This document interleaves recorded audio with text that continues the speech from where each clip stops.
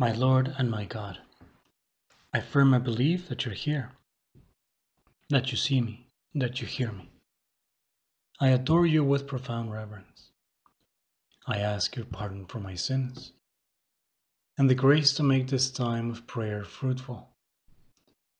My Immaculate Mother, Saint Joseph, my Father and Lord, my guardian angel, intercede for me. A priest friend of mine once told me an anecdote that happened to him. He had just been ordained a priest in Rome, and he needed to go to the Vatican to get some tickets for an audience with the Pope. He wanted to take his family, who had come for his ordination, and so he went, dressed up, obviously, as a priest, and he went into the Vatican through one of these beautiful doors called Portone di Bronzo, which is an entrance you can see very close as you go into the church. You can see it on the right. And there, right at the entrance, was standing, as there always are, a Swiss guard. And the Swiss guard, as they always do, as is custom, in the Vatican, the moment they see a priest, they salute. They give the priest the military salute, because the Vatican, being a place where a lot of priests move around, that priests are authority, or at least are considered authority for some reason, and they get the military salute from the Swiss guards, which is kind of cool. So this priest felt pretty cool that this Swiss guard was giving him a military salute. He went in, he went out.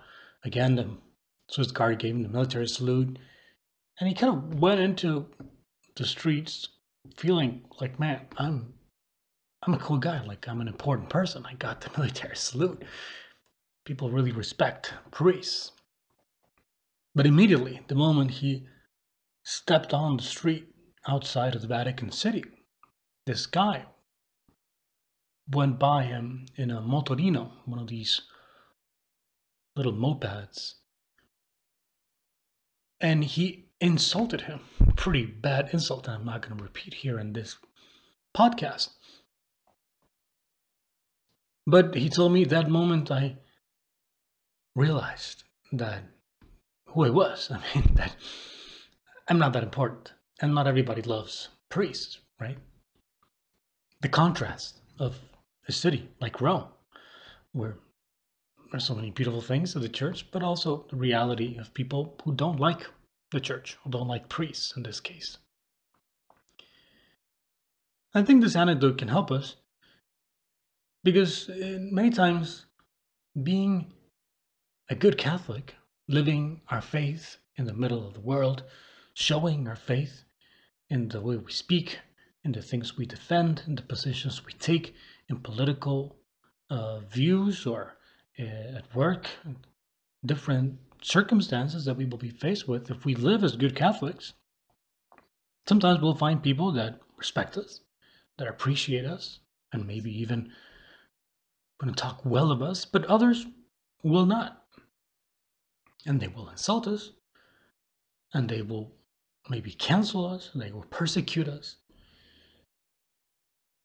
And you might find yourself having to live with consequences that shouldn't really happen, but that happen, unfortunately. Like, you might lose your job for standing up for what you believe. You might lose a promotion in your job because maybe you don't share the views, the woke views of your company. Many different situations in which we can find ourselves, and that should never be a surprise.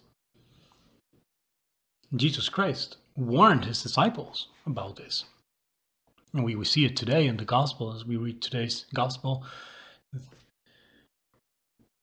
It's 14th Sunday of Ordinary Time.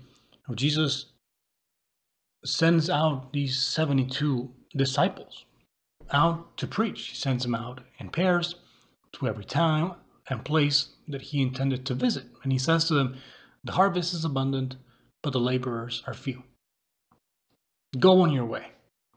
Behold, I am sending you like lambs among wolves." I'm sending you like lambs amongst wolves. And that is still the case nowadays.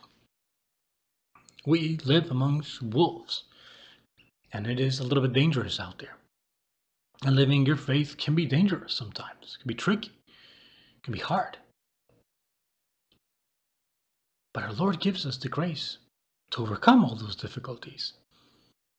And those difficulties, in a way, are part of the job. And they shouldn't stop us from doing what is right.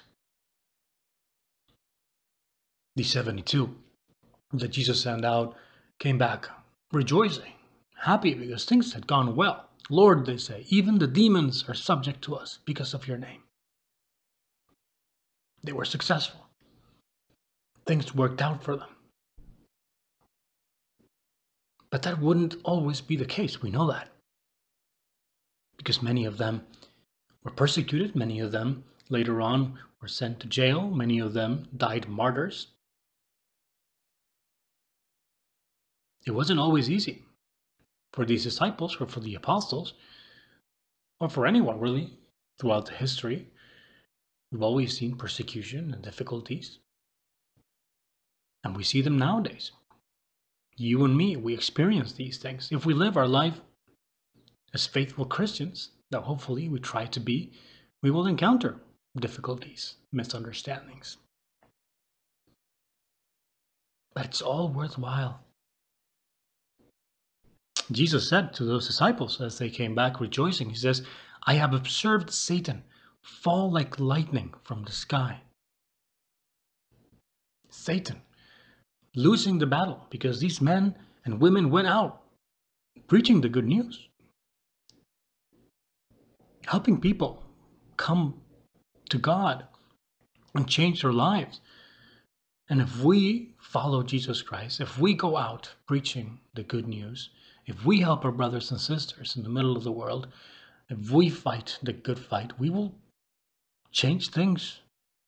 We will make things better. And the devil will be very upset. Of course, unfortunately, the devil doesn't go down without a fight, and he will put up a fight. And the more we do, the more the devil is going to fight back. And we will be faced with difficulties.